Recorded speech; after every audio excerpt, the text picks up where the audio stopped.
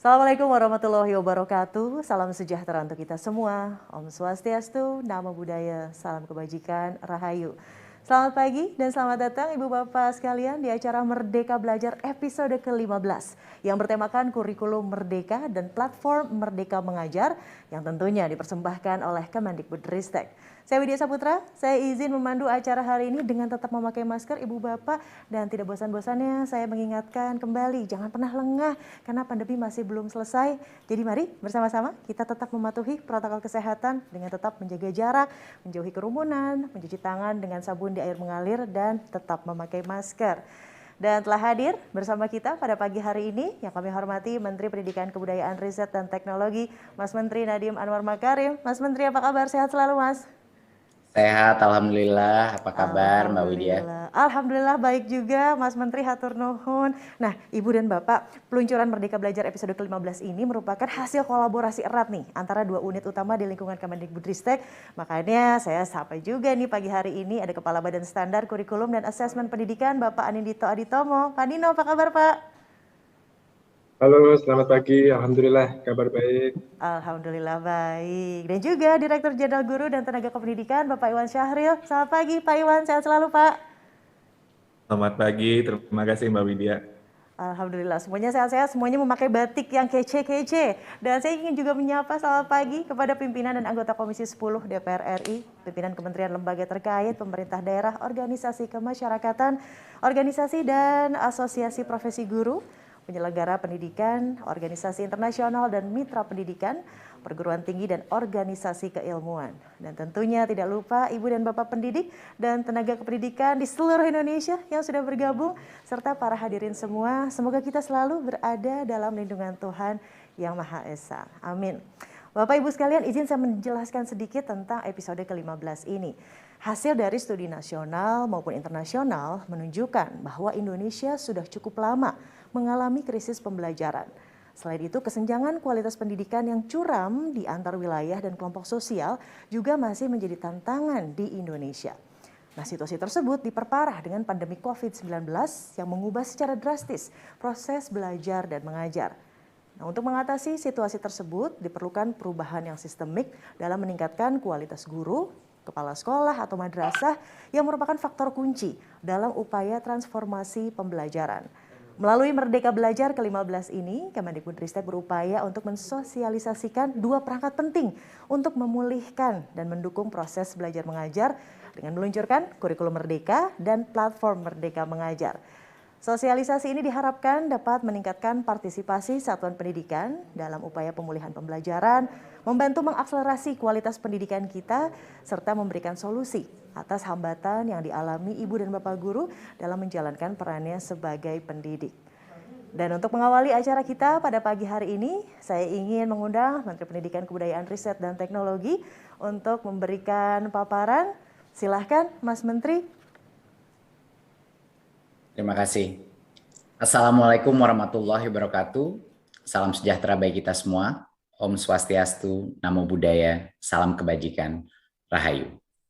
Yang terhormat pimpinan dan anggota Komisi 10 DPR RI, yang saya hormati pimpinan kementerian dan lembaga terkait, Ibu dan Bapak perwakilan dari pemerintah daerah, organisasi kemasyarakatan, asosiasi profesi guru, penyelenggara pendidikan, organisasi internasional dan mitra pendidikan, perguruan tinggi dan organisasi keilmuan, dan tentunya Ibu dan Bapak pendidik, orang tua, dan adik-adik pelajar yang hebat di seluruh Indonesia. Peluncuran Merdeka Belajar kali ini sudah lama saya tunggu-tunggu. Sudah lama sekali, sudah beberapa tahun kita tunggu-tunggu. Karena terobosan yang kami luncurkan pada hari ini berhubungan langsung dengan akselerasi mutu pembelajaran dan peningkatan kualitas guru, yaitu kurikulum Merdeka dan platform Merdeka Mengajar. Izinkan saya menyampaikan paparan. Ya, tidak kita bisa prediksi, tapi dalam semasa pandemi ini kita sudah berhasil meluncurkan 15 episode Merdeka Belajar.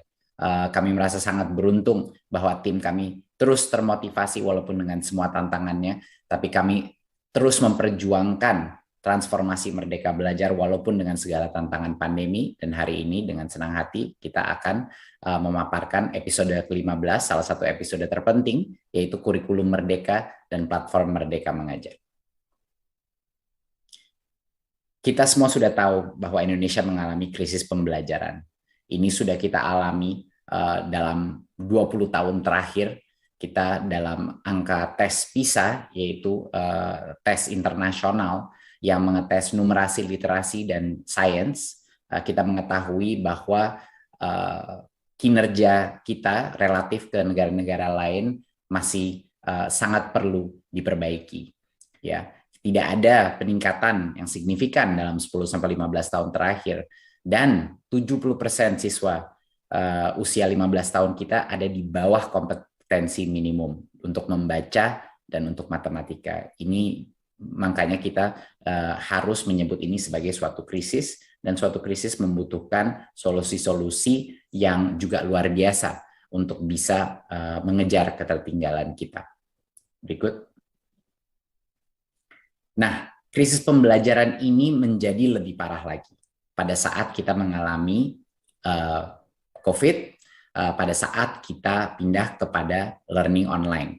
Dan ini adalah salah satu dampak negatif daripada coronavirus, dan kita telah melakukan assessment dan mengkalkulasi apa sebenarnya dampak learning loss-nya dari yang terjadi. Dan kita melihat berdasarkan analisa kita, dan ini juga sudah kita validasi dengan riset-riset eksternal juga, bahwa dari sisi literasi kita sudah kehilangan sekitar 6 bulan pembelajaran. Di dalam suatu tahun akademik, 6 bulan itu untuk suatu krisis selama 2 tahun ini besar sekali. 6 bulan kita kehilangan pembelajaran, ini rata-rata ya, rata-rata. Dan untuk numerasi, kita kehilangan 5 bulan. Ini namanya learning loss yang dikuantifikasi berdasarkan waktu. Nah, ini adalah rata-rata. Itu artinya banyak sekali sekolah yang mengalami learning loss yang jauh lebih besar dari ini. Ada juga sekolah yang mengalami learning loss yang nggak sebesar ini.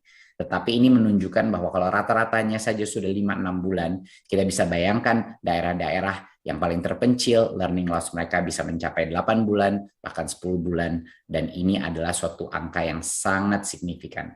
Jadi kita membangun suatu solusi kurikulum berdasarkan keinginan kita untuk mengejar ketertinggalan kita, ya, untuk mengejar ketertinggalan kita. Jadi pada saat kita merancang ini kurikulum, kita memikirkan apa strategi yang akan mempermudah negara kita untuk mengejar ketertinggalan kita di dalam literasi dan numerasi. Itu memang menjadi framework utama kita.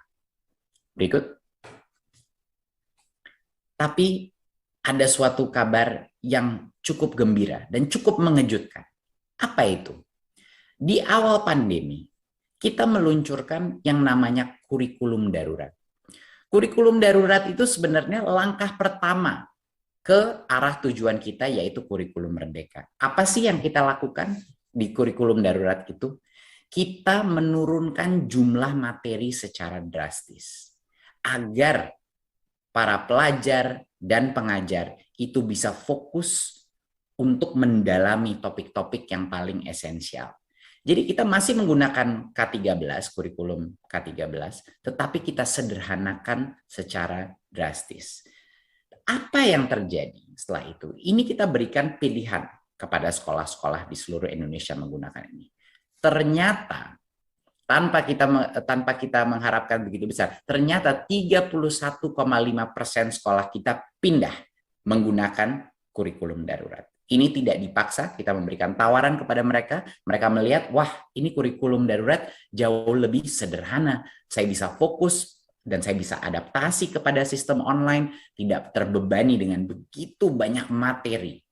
Dan apa yang terjadi Bapak Ibu pada saat kita 30% sekolah ini melakukan kurikulum darurat, kita melihat learning loss daripada sekolah yang menggunakan kurikulum darurat itu jauh lebih sedikit daripada sekolah-sekolah yang tidak menggunakan kurikulum darurat. Sekolah-sekolah yang hanya melanjutkan kurikulum 2013. Ini adalah suatu data yang sangat dahsyat, dan saya ingin meminta teman-teman yang telah membaca hasil riset ini untuk membantu mensosialisasikan juga teman-teman di media. Karena ini menunjukkan Kita melihat di sini sekolah yang menggunakan K13 tidak mengubah kepada yang lebih sederhana, mereka mengalami learning loss sekitar 5 bulan. Dan sekolah yang menggunakan kurikulum darurat hanya mengalami learning loss 1 bulan. Nah, ini apa yang terjadi? Apa yang terjadi? Ini membuktikan bahwa kepadatan materi, kebanyakan materi yang kita selalu titipkan di dalam kurikulum, di dalam materi pembelajaran kita, itu tidak punya dampak positif terhadap pembelajaran siswa. Malah semakin ringkas, semakin sederhana, pendalaman materi itu semakin baik untuk Indonesia. Jadinya perdebatan mengenai apa kita harus terus menambah materi kepada anak-anak kita itu sudah selesai.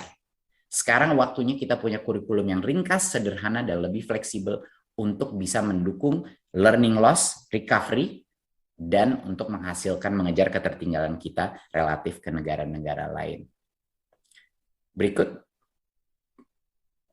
Nah, pada saat ini, kurikulum yang digunakan dalam skala nasional, ada beberapa kelemahan yang sudah kita identifikasi. Dan ini sebenarnya bukan suatu hal yang baru, tanyakan saja setiap guru atau orang tua yang membantu anaknya di masa pandemi, ataupun murid-murid. Ya, mereka udah pasti akan menyebut hal yang sama. Setiap orang tua pasti akan mengerti ini. Struktur kurikulum saat ini itu tidak fleksibel. Banyak guru merasa jam pelajaran itu sudah ditentukan per minggu, dia tidak bisa memilih di antara dia mau sekolah itu mau fokus di bagian apa dulu, guru itu mau fokus untuk menguatkan pembelajaran karena sangat kaku dan tidak fleksibel. Kedua, materi terlalu padat. Kita sudah mendengarkan komplain dari anak-anak kita di masa pandemi sudah materi ini selalu padat. Tidak cukup waktu untuk melakukan pembelajaran yang mendalam dan sesuai dengan tahap perkembangan setiap peserta didik. Semua anak itu berbeda. Ya, semua anak itu berbeda, punya kemampuan berbeda, punya kesiapan di saat yang berbeda. Tapi kalau kita materi terlalu padat, pembelajaran itu yang ketinggalan ya terus ketinggalan. Ketiga adalah materi kita kadang-kadang membosankan, kurang beragam. Dan sehingga guru itu tidak punya terlalu banyak toolkit untuk bisa mengembangkan pembelajaran kontekstual. Jadi materi pembelajaran pun terlalu kaku, terlalu padat, dan buat banyak murid terlalu membosankan. Dan keempat adalah teknologi digital belum kita gunakan secara optimal, ya, belum digunakan secara optimal, dan ini akan membuka pintu terhadap berbagai macam konten materi. Nah, kita maunya pindahnya ke mana? Yang tadinya kurikulumnya kurang fleksibel, kita ingin sekarang kurikulumnya jauh lebih fleksibel. Guru dan sekolah bisa menentukan jam pelajaran per minggunya karena yang targetnya itu dipenuhi selama 1 tahun. Bayangkan. Kalau kita memberikan target pada 1 tahun, itu memberikan fleksibilitas kepada sekolah setiap minggu untuk menentukan, saya mau mengejar ketertinggalan dulu nggak? Saya mau fokus di satu bidang dulu nggak? Biar sampai matang anak-anak saya mengerti topik ini. Kedua, kita fokus kepada materi yang esensial. Jadi tadi kurikulum darurat, itu kita lanjutkan dan kita perbaiki lagi. Jadi langkah pertama sudah kita lakukan di kurikulum darurat, sudah disederhanakan. Jadi kurikulum Merdeka itu adalah kurikulum darurat yang terus kita kembangkan sehingga lebih optimal lagi. Jadi kita fokus kepada materi yang esensial, ya, capaian pembelajaran diatur per fase, bukan per tahun. Satu fase itu bisa beberapa tahun.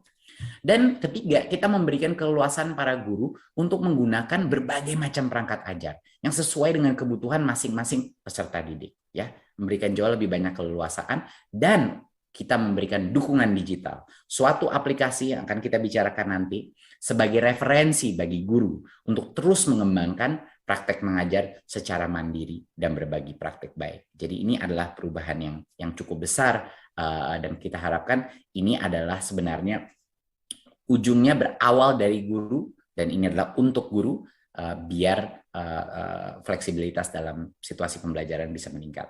Berikut. Ya, banyak sekali di tahun-tahun kemarin, banyak sekali masyarakat dan dunia pendidikan kita alergi dengan terminologi sering disebut ganti menteri, ganti kurikulum. Saya di sini dengan senang hati akan mengumumkan bahwa dengan Merdeka Belajar, semua itu tidak akan ada pemaksaan. Dalam 2 tahun ke depan ini tidak akan ada pemaksaan. Karena tujuan kita adalah recovery dari learning loss pandemi. Dan seperti yang kita lihat pada saat kita menawarkan kurikulum darurat dengan memberikan pilihan, ternyata 30% dari sekolah secara organik memilih opsi yang lebih baik, yang lebih sederhana. Ya, jadi kita mengikuti filsafat kemerdekaan, ya, merdeka belajar, dan kita memberi sekolah 3 opsi sesuai dengan kesiapannya masing-masing. Opsi pertama adalah bagi sekolah-sekolah yang belum nyaman, belum percaya diri untuk melakukan perubahan, silahkan masih di dalam kurikulum 2013. Itu opsi pertama. Jadinya tidak dipaksakan sama sekali, jadi tidak perlu khawatir lagi sekolah-sekolah bahwa ganti menteri, ganti kurikulum. Itu artinya bukan karena sekolah tidak membutuhkan ganti kurikulum, tetapi karena dipaksakan secara cepat. Tapi sekarang, bagi sekolah-sekolah yang belum merasa siap, mereka boleh tetap di dalam kurikulum 2013. Bagi sekolah-sekolah yang ingin melakukan perubahan, tapi mungkin belum siap melakukan perubahan yang begitu besar, tapi dia ingin memilih kurikulum yang lebih sederhana, dia masih mau di 2013, tapi yang jauh lebih ringkas materinya. Dia boleh memilih kurikulum darurat, ya, penyederhanaan. Dan bagi sekolah-sekolah yang sudah siap untuk melakukan transformasi sesuai dengan kecepatan yang dia inginkan, pilihan ketiga terbuka juga untuk meluncurkan kurikulum merdeka. Ya, kurikulum merdeka itu yang akan dibahas pada hari ini. Jadi sekarang tolong diingat masyarakat juga teman-teman media bahwa kurikulum ini adalah opsi pilihan. Karena kita sudah sangat sukses dengan kurikulum darurat, kita menggunakan filsafat yang sama. Ini pilihan bagi sekolah mengikuti kesiapannya masing-masing. Karena Bapak Ibu, tidak ada yang namanya transformasi proses pembelajaran kalau kepala sekolah dan gurunya merasa terpaksa untuk berubah. Kunci keberhasilan daripada suatu perubahan kurikulum adalah kepala sekolah dan guru-gurunya memilih untuk melakukan perubahan tersebut. Jangan pernah lupakan itu, Bapak Ibu. Berikut. Jadi, satuan pendidikan ini bisa mengimplementasikan kurikulum merdeka secara bertahap, tidak perlu 100% langsung diterapkan. Ya, kita memberikan fleksibilitas. Ya, kurikulum merdeka ini sudah kita tes di 2.500 sekolah penggerak. Namanya dulu kurikulum prototipe. Sekarang karena kita luncurkan kepada sekolah-sekolah lain namanya kurikulum merdeka. Jadi kurikulum merdeka ini sudah kita tes di 2.500 sekolah. Banyak sekali sekolah yang sudah kita lakukan. Ini diterapkan mulai dari TK, SD, dan sampai ke SMP, SMA. Ya. Dan mulai tahun ajaran ini 2022-2023, satuan pendidikan bisa mengimplementasi kurikulum merdeka ini berdasarkan kesiapan masing-masing. Kita akan menyiapkan suatu survei, angket, untuk membantu satuan pendidikan menilai dirinya. Saya udah siap apa tidak untuk menerapkan ini. Gitu. Dan 3 pilihan yang dapat diputuskan satuan pendidikan itu adalah mereka bisa menerapkan beberapa bagian saja dari prinsip kurikulum merdeka, nggak perlu full. Ya, mereka juga bisa menerapkan kurikulum merdeka menggunakan perangkat ajar yang sudah disediakan, itu boleh, dan menerapkan kurikulum merdeka dengan mengembangkan sendiri berbagai perangkat ajarnya. Jadinya bahkan bagi yang ingin maju ke kurikulum merdeka, mereka boleh memilih mau tahun berapa dulu mulainya, apa elemen-elemen yang ingin mereka masukkan dulu. Ini sesuai dengan kesiapan sekolah masing-masing. Seperti yang kita bilang, tidak perlu panik para guru dan kepala sekolah, karena kemerdekaan dan keputusan itu ada di mereka. Berikut. Apa sih keunggulannya kurikulum merdeka? Ini sekali lagi adalah salah satu menurut saya episode Merdeka Belajar yang paling penting. Pertama, keunggulan kurikulum merdeka sama seperti kurikulum darurat. Nomor 1, lebih sederhana, lebih mendalam. Standar pencapaiannya jauh lebih sederhana.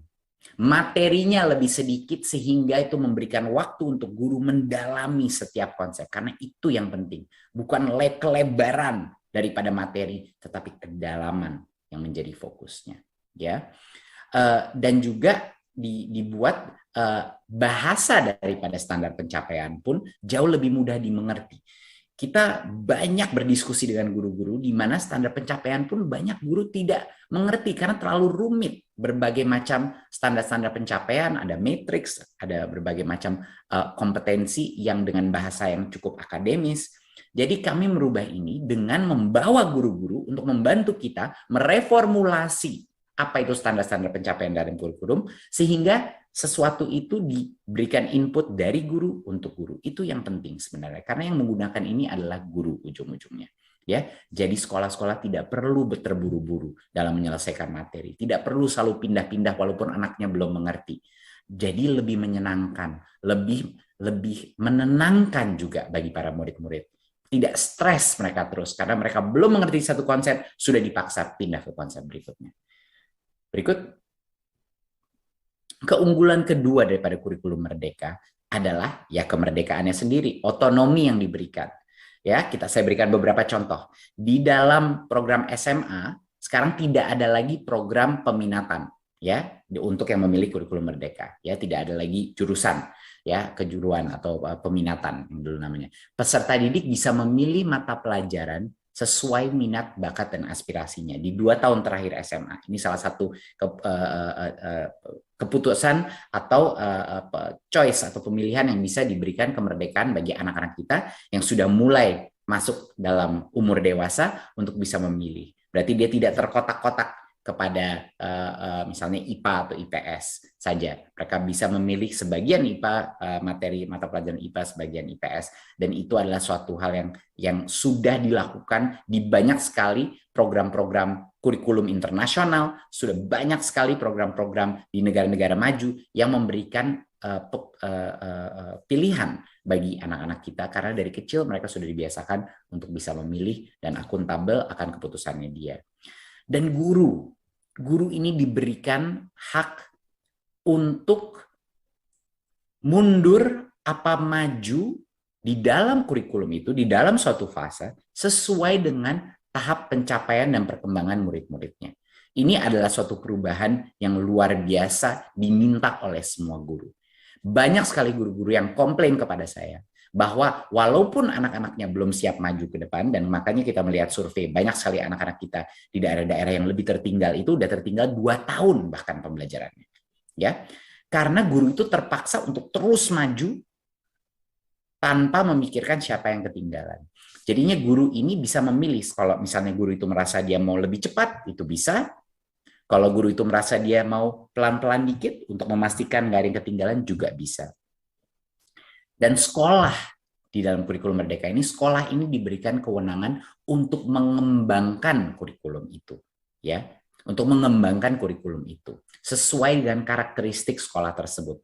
Jadinya level otonomi, level kemerdekaan bagi sekolah, bagi guru, dan bagi peserta didik itu sangat tinggi. Jadi ini bukan malah kurikulum yang ingin membelenggu sekolah-sekolah. Ini adalah kurikulum yang paling merdeka dan memberikan kemerdekaan kembali kepada sekolah, hak-hak memilih bagi murid, guru, dan sekolah. Berikut. Di luar daripada kurikulum yang lebih sederhana dan kurikulum yang lebih merdeka, lebih fleksibel, dan otonom, ini adalah versi kurikulum di mana murid-murid itu bukan hanya pasif di dalam kelas, tetapi mereka aktif.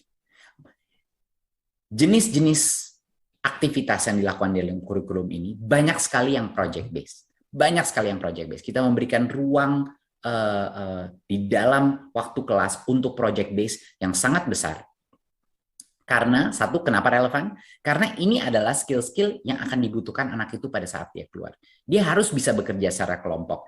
Dia harus bisa menghasilkan suatu hasil karya. Dia harus bisa berkolaborasi dan memikirkan hal-hal secara kreatif, ya. Dan dengan ini akan menjadi jauh lebih menyenangkan buat siswa maupun juga buat gurunya, ya. Ini memberikan mereka kesempatan juga untuk mengembangkan karakter mereka, ya, dengan interaktif.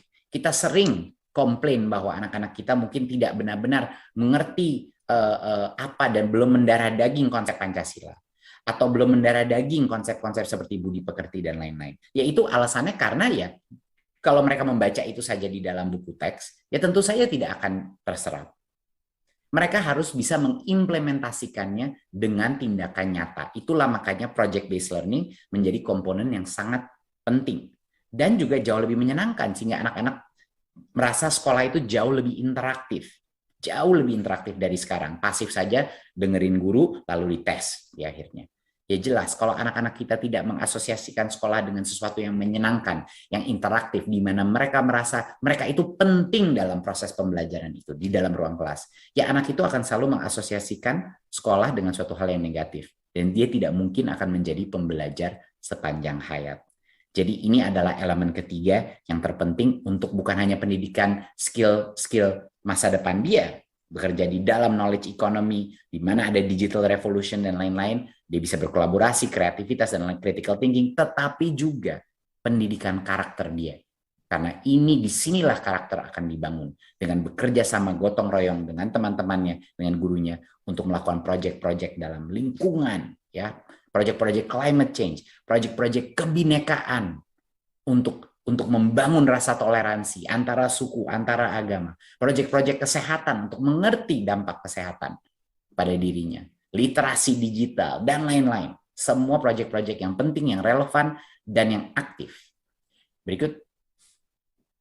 Nah, penerapan ini didukung dengan berbagai macam perangkat ajar dan pelatihan, ya, bagi siswa sekolah. Nomor 1, kita menyediakan buku teks, ya, buku teks yang lebih variatif dengan kualitas yang baik, ya. Kita memberikan modul-modul pengajar dan proyek-proyek, profil proyek yang bisa digunakan. Jadi kita tidak akan hanya membiarkan saja sekolah menentukan ini secara sendiri. Kita akan berikan mereka contoh-contoh. Kita akan memberikan mereka dukungan, ya, bimbingan dalam apa saja yang bisa mereka lakukan, apa saja contoh-contoh baik. Jadi itu yang satu. Kedua, kita akan memberikan pelatihan. Pelatihan yang bisa diakses semua guru secara otomatis melalui kanal-kanal digital. Ya, pelatihan di mana secara mandiri guru bisa mempelajari konsep-konsep ini sehingga mereka bisa lebih percaya diri dalam mengimplementasikan kurikulum ini. Ya, ada bentuknya macam-macam, ada e-book, ada video, ada podcast yang bisa diakses. Ya. Dan guru bisa membentuk komunitas-komunitas belajar yang akan kami bantu fasilitasi untuk berbagi praktik baik dalam adopsi kurikulum merdeka ini. Dan tidak perlu khawatir bagi semua guru, kami menjamin jam mengajar dan tunjangan profesi guru aman. Perubahan struktur mata pelajaran ini tidak akan merugikan guru. Jadi bagi guru-guru yang mungkin khawatir dengan perubahan ini karena lebih fleksibel jam waktunya, kami jamin ini tidak akan merugikan guru, tidak akan mengurangi jam mengajar dan tunjangan guru. Ya, jadi ini mohon ditekankan sekali lagi. Berikut. Nah, sekarang kita masuk ke dalam digitalisasi daripada adopsi kurikulum merdeka ini. Jadi penerapan ini didukung oleh salah satu platform kita, dan ini saya sangat bahagia bisa merilis platform ini hari ini. Platformnya namanya Merdeka Mengajar. Ini adalah platform untuk guru, yang harapan kita akan berkembang menjadi suatu platform yang bukan hanya materi dan kontennya dari kementerian, tapi benar-benar dimiliki guru, dari guru untuk guru. Jadi ini adalah aplikasi kita untuk membantu guru-guru menerapkan kurikulum merdeka ini dan belajar untuk menjadi suatu pengajar yang lebih baik. Berikut. Nah, platform Merdeka Mengajar ini adalah platform yang menjadi kayak temannya guru, ya. Ini benar-benar menjadi temannya guru. Dan ada 3 fungsi utama di mana guru itu bisa menggunakan aplikasi ini. Yang pertama adalah untuk mengajar. Ya, berbagai macam toolkit untuk membantu guru itu mengajar. Kedua, sama pentingnya bahkan mungkin lebih penting lagi, adalah sarana untuk guru belajar. Guru yang terbaik, saya selalu bilang, guru yang terbaik itu bukan guru yang terpintar. Guru yang terbaik adalah guru yang merasa dirinya adalah pembelajar sepanjang hayat. Guru yang terbaik adalah guru yang tidak berhenti belajar dan tidak berhenti berinovasi. Jadi fungsi kedua daripada aplikasi ini adalah untuk guru secara mandiri bisa belajar sesuai dengan kebutuhannya masing-masing. Dan ketiga, ini adalah platform untuk guru bisa berkarya. Ya, guru bisa berkarya. Jadi bayangin, kalau saya guru, apa sih gunanya aplikasi ini? Oke, aplikasi ini akan membantu saya mengajar kurikulum merdeka secara lebih efektif. Kedua, saya akan bisa belajar skill-skill baru, belajar konsep-konsep baru, ya, dari aplikasi ini untuk mengupgrade diri saya. Dan 3, saya bisa berkarya dan sharing karya saya kepada guru-guru lain dan komunitas untuk mendapatkan masukan, untuk juga membantu guru-guru lain, networking dan lain-lain. Oke. Dan kami ini bekerja sama dengan GovTech Edu, salah satu tim ya yang di dalam PT Telkom yang berkolaborasi dengan kita, tim terdedikasi untuk mengembangkan platform Merdeka Mengajar ini. Berikut. Nah, platform Merdeka Mengajar ini adalah suatu referensi bagi guru untuk mengembangkan praktik mengajar mereka. Kita di dalam aplikasi ini ada lebih dari 2.000 referensi perangkat ajar. Perangkat ajar itu toolkit, materi, konten yang berbasis kurikulum Merdeka. Jadi ada berbagai macam konten dari berbagai macam mata pelajaran ada di dalam aplikasi ini. Jadi ini adalah perangkat-perangkat ajar yang praktis, pragmatis ya, yang bisa digunakan langsung di dalam kurikulum Merdeka di dalam ruang kelas ya, bagi guru-guru ini bisa menggunakan ini. Dan yang kedua, sama pentingnya, bahkan mungkin lebih penting lagi adalah toolkit assessment. Toolkit assessment, guru bisa mendapatkan asesmen-asesmen ini dan mengimplementasikannya di dalam ruang kelasnya untuk melakukan analisa, untuk mendapatkan data, mana ya anak-anak saya yang agak ketinggalan, mana ya anak-anak saya yang mungkin sudah lebih cepat, mana anak saya yang mungkin PR-nya saya kasih yang lebih susah karena ini udah lebih maju. Mungkin anak saya kasih satu lagi yang agak ketinggalan, mungkin harus fokus dulu di bagian ini agar mereka nggak ketinggalan gitu.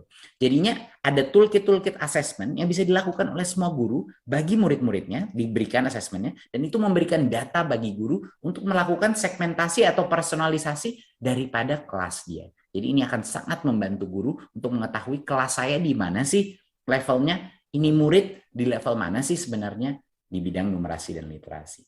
Bayangkan betapa bergunanya itu bagi guru-guru untuk mengetahui di mana level anak-anaknya per individu. Berikut. Dan salah satu elemen terpenting adalah fungsi belajar, ya, fungsi belajar. Kita menyediakan berbagai macam konten ya untuk pelatihan guru secara mandiri dan dia bisa mengikuti.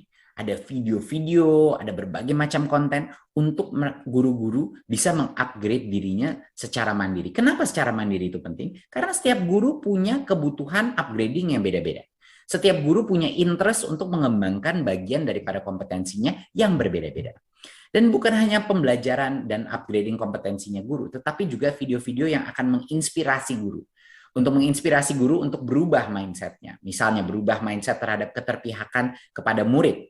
Ya, makanya pada saat kita meluncurkan program guru penggerak, banyak sekali guru nangis-nangis depan saya. Saya kaget. Mereka selalu bilang, kenapa Anda nangis? Kenapa nggak suka programnya, Bu? Dan ternyata mereka bilang, Mas Menteri, ini karena merubah paradigma saya pertama kalinya baru sadar apa itu guru dan harus selalu berpihak kepada murid.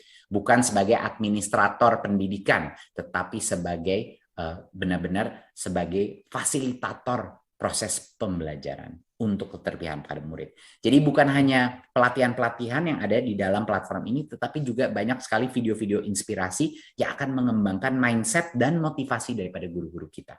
Berikut. Dan salah satu fitur favorit saya adalah di mana ke depannya kita harap ini akan menjadi platform ekosistem yang sangat besar sehingga guru-guru bisa menunjukkan, bisa memamerkan bukti karya mereka, sharing, ya, mendapat feedback dari guru-guru lain. Mereka bisa membangun portfolio hasil karyanya. Mereka bisa berbagi inspirasi. Mereka bisa berkolaborasi dan menunjukkan. Kita ingin platform ini benar-benar dimiliki oleh guru, bukan dimiliki oleh kementerian. Ya, karena itu adalah goal kita.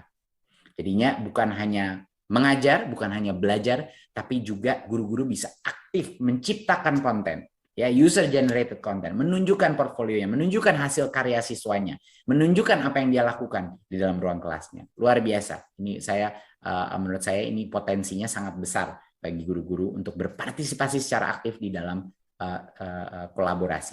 Berikut. Ya, dan di sini kita masuk semua user, semua guru-guru bisa masuk dengan akun pembelajaran belajar.id yang dapat mengakses platform Merdeka Mengajar mereka melalui Android atau website. Ya, jadi karena mayoritas guru kita, super mayoritas dari guru kita menggunakan Android, kita fokusnya dalam aplikasi Android dan juga website bagi yang mungkin mau mengakses melalui laptop itu silahkan juga. Ya. Jadi bisa mengunduh aplikasinya di Play Store atau langsung ke website kita guru.kemdikbud.go.id. Ya. Dan bagi yang mungkin susah mengakses internet, tentunya modul pelatihan dan kurikulum ini akan kita sediakan dalam bentuk flash disk bagi sekolah-sekolah yang sulit mengakses internet. Berikut. Kedepannya apa sih visi kita kepada platform ini? Waktu kita menyebut ini platform, kita benar-benar serius, Bapak Ibu. Kita ingin ini menjadi platform. Platform itu apa? Bukan hanya satu arah dari kementerian kepada sekolah-sekolah memberikan materi sekali. Kita ingin ini hidup menjadi suatu ekosistemnya sendiri. Makanya komponen terpenting daripada ini adalah crowdsourcing daripada konten ini. Kita ingin user-generated content. Jadi kita ingin yang mengembangkan nanti materi-materi pembelajaran, materi mengajar, materi belajar, dan materi berkarya, itu guru-guru, organisasi-organisasi pendidikan, itu berkontribusi untuk menambah konten sehingga kontennya semakin kaya. Ya, semakin kaya. Dan dengan ini kita ingin membangun komunitas belajar daring. Guru-guru itu bisa saling berinteraksi menjadi study group masing-masing dan mereka bisa berbagi pengalaman mereka karena ujung-ujungnya itu yang akan meningkatkan kapasitas daripada sektor pendidikan kita. Guru-guru saling mengembangkan dirinya dan saling mengembangkan gitu. Dan pembelajaran mandiri yang tidak terbatas waktu.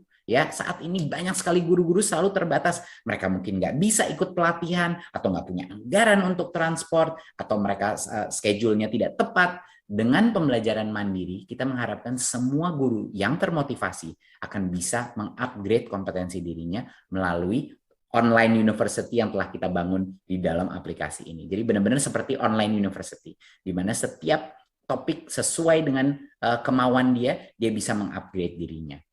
Dan juga ini sangat penting, kita harapkan di masa depan, ini menjadi bagian daripada perencanaan dan kemajuan karir daripada guru-guru kita. Jadinya ini menjadi CV digital daripada guru-guru yang ingin menunjukkan apa saja sih hasil karya guru itu, apa saja pencapaian-pencapaian yang dihasilkan di dalam kelasnya, inovasi yang dia lakukan. Jadi ini kesempatan untuk guru membuat suatu public portfolio, public CV terhadap hasil karyanya dia. Dan tentunya kita ingin menciptakan jejaring profesi guru, suatu network guru yang bisa menciptakan center-center of excellence per topik, per mata pelajaran, per interest, dan lain-lain. Membuat suatu social network untuk guru sehingga mereka bisa saling berbagi dan membantu. Jadinya visi daripada aplikasi ini adalah ini ujung-ujungnya akan dimiliki oleh komunitas guru dan komunitas pendidikan. Kita hanya pencetus saja, setelah itu kita ingin semakin banyak konten keluar dari masyarakat, dunia pendidikan, sehingga ini menimbulkan suatu roda inovasi yang semakin cepat. Berikut. Saya ingin mengucapkan terima kasih yang sebesar-besarnya kepada 21 mitra institusi kita dan 47 mitra individu yang luar biasa telah pagi, siang, malam telah berkontribusi untuk memperkaya konten di dalam aplikasi Merdeka Mengajar ini. Jadi terima kasih sekali lagi bagi semua kontributor yang sudah luar biasa bekerja pagi, siang, malam untuk menghasilkan konten dan produk yang diluncurkan hari ini. Berikut. Jadi kami sekarang mengajak semua pihak. Kita mengajak semua pihak untuk bergerak bersama dan ikut berpartisipasi dalam gerakan ini yang akan difasilitasi melalui teknologi platform ini. Jadi tolong kita unduh aplikasinya, ya seperti sini ada QR-nya, dipelajari aplikasinya dan pelajari lebih dalam. Saya harap banyak orang punya rasa ingin tahu dan tentu saja kita selalu terbuka dengan masukan. Dan itu memang journey kita adalah untuk selalu terbuka dan open dan menerima masukan dari berbagai macam partisipan. Dan kita mengharapkan sekolah-sekolah untuk mendaftarkan satuan pendidikan kalau mereka menginginkan menerapkan kurikulum Merdeka untuk melakukan registrasi ya di dalam tautan kurikulum.gtk.kemdikbud.go.id ya mulai tanggal 11 Februari sampai dengan 31 Maret biar kita pun mendapat informasi. Dan bagi dinas-dinas pendidikan untuk mendukung satuan pendidikan yang memutuskan mereka sudah siap untuk bisa menerapkan kurikulum Merdeka. Ya, banyak sekolah yang tidak siap itu juga nggak apa-apa. Tidak perlu dipaksa, mereka boleh di K13 dan juga boleh hanya di kurikulum darurat, tapi kalau mereka ingin tolong didukung oleh Dinas Pendidikan. Dan tentunya mitra-mitra kita dan organisasi pendidikan, kita harap Anda tolong kita ajak Anda untuk datang berkontribusi dalam pengembangan materi, pengembangan konten pada platform Merdeka Mengajar. Ya, kita proses ini akan sangat demokratis, kita akan mengkurasi, tapi kita pun menginginkan semakin banyak organisasi untuk ikut berkontribusi dalam user generated content ini. Berikut. Saya rasa demikian yang bisa saya sampaikan pada saat ini. Jadi ini sekali lagi hari yang sangat bahagia. Kita memberikan pilihan bagi sekolah-sekolah untuk menentukan mau di K13 saja atau sudah siap mungkin mau kurikulum darurat yang lebih sederhana, K13 tapi lebih sederhana, atau sudah siap maju secara bertahap kepada kurikulum merdeka. Dan kita tidak biarkan saja sendiri tanpa bimbingan, kita menyediakan suatu platform digital yang bisa diakses siapapun untuk bisa membimbing guru-guru dalam proses mengajar dalam kurikulum merdeka, proses belajar untuk paradigma dan konsep-konsep baru, dan juga konsep berkarya. Demikian yang bisa saya sampaikan. Wassalamualaikum warahmatullahi wabarakatuh.